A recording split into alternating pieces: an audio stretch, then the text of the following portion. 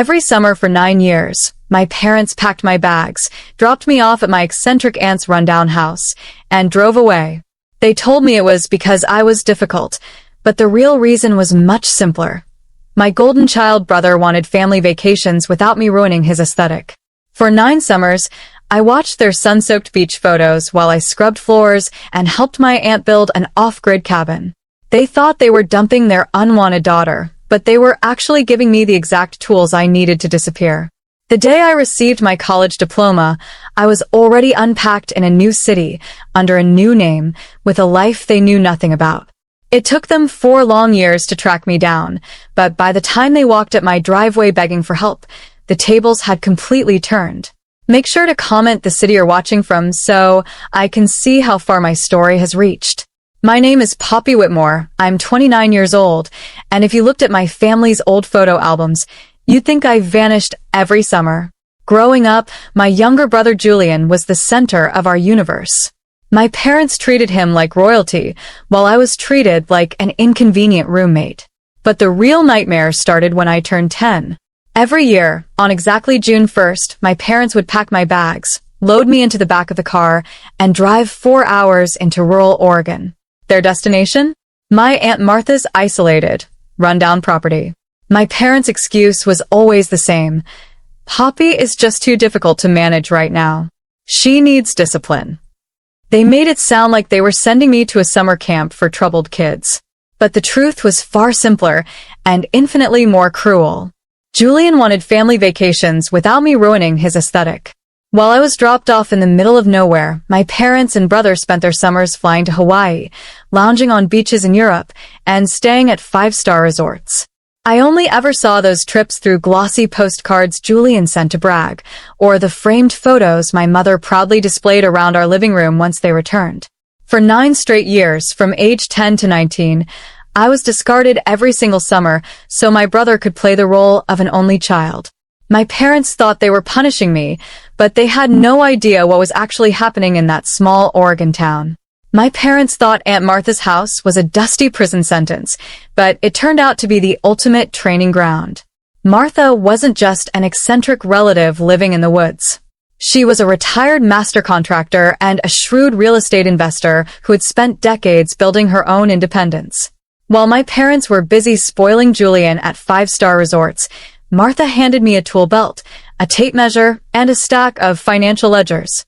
They think they're dumping you here to suffer, Poppy, Martha told me during my 2nd summer, her voice steady and sharp.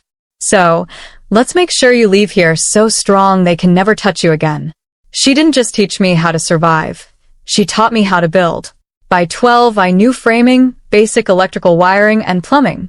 But more importantly, Martha taught me financial literacy. She explained compound interest, credit scores, and property deeds. Every dollar I earned helping her renovate local cabins went straight into a high-yield savings trust she quietly established in my name. The contrast between my 2 lives was unreal. In winter, I was the unwanted ghost in my parents' home. In summer, I was an apprentice building a real future. The final turning point came during my 5th summer. I found an email my mother had printed and left on Martha's kitchen counter. It read, "Keep Poppy occupied out there. Julian deserves to experience what it's like to be an only child without her ruining our family dynamic." Reading those words burned away any lingering desire I had for their love. My parents didn't just want a break. They wanted to pretend I didn't exist. They thought they were throwing me away. They had no idea they were giving me the blueprint for my escape.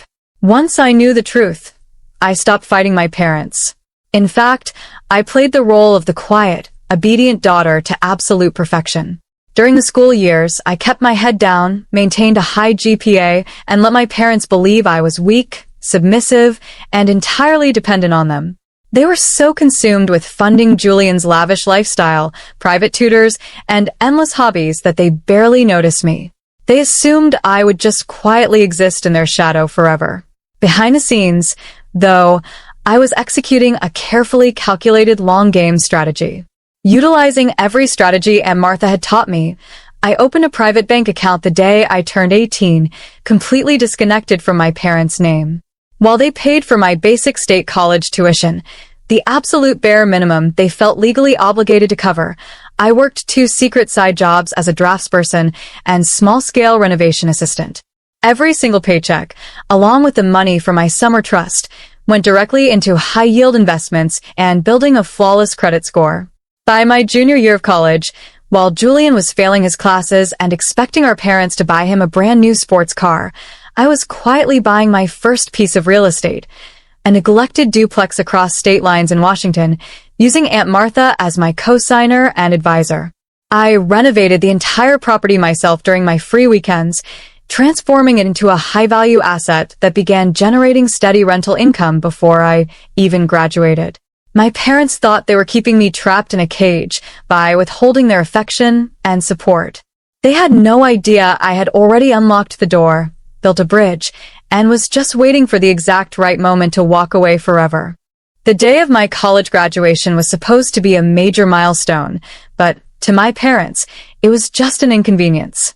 3 weeks before the ceremony, my mother casually dropped the news over dinner. Julian had just finished high school, and as his reward, they were taking him on a month-long luxury tour across Italy. When I asked about my graduation, my father didn't even look up from his phone. "Poppy, you're just getting a bachelor's degree. It's not a big deal. We'll celebrate when we get back." Besides, Julian worked really hard this year. Julian had barely passed, but it didn't matter. They left for Europe 4 days before I walked across the stage. I stood in my cap and gown completely alone, with no family in the bleachers, except for Aunt Martha, who flew in secretly to watch me receive my diploma with highest honors. That afternoon, while my parents were drinking wine in Tuscany, I executed my plan. I drove to their house one last time with a moving truck. Within 3 hours, I packed every single item I owned into the back. I closed the joint bank account my mother had opened for me as a teenager, transferred the balance to my private account, and changed my phone number. I even set up a mail forward directly to a P.O. box in Washington. On the kitchen island, right next to the framed family photo from their Hawaii trip that I was excluded from, I left a simple, printed note. "Thank you for paying my basic tuition and funding the education of the daughter you didn't want.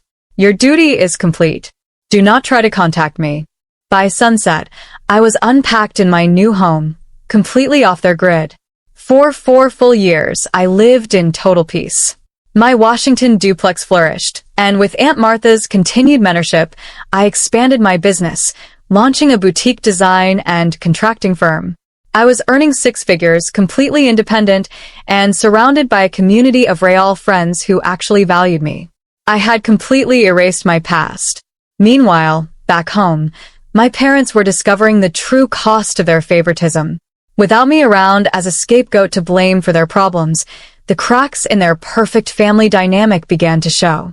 Julian, accustomed to being handed everything on a silver platter, flunked out of 2 different colleges within his first 2 years.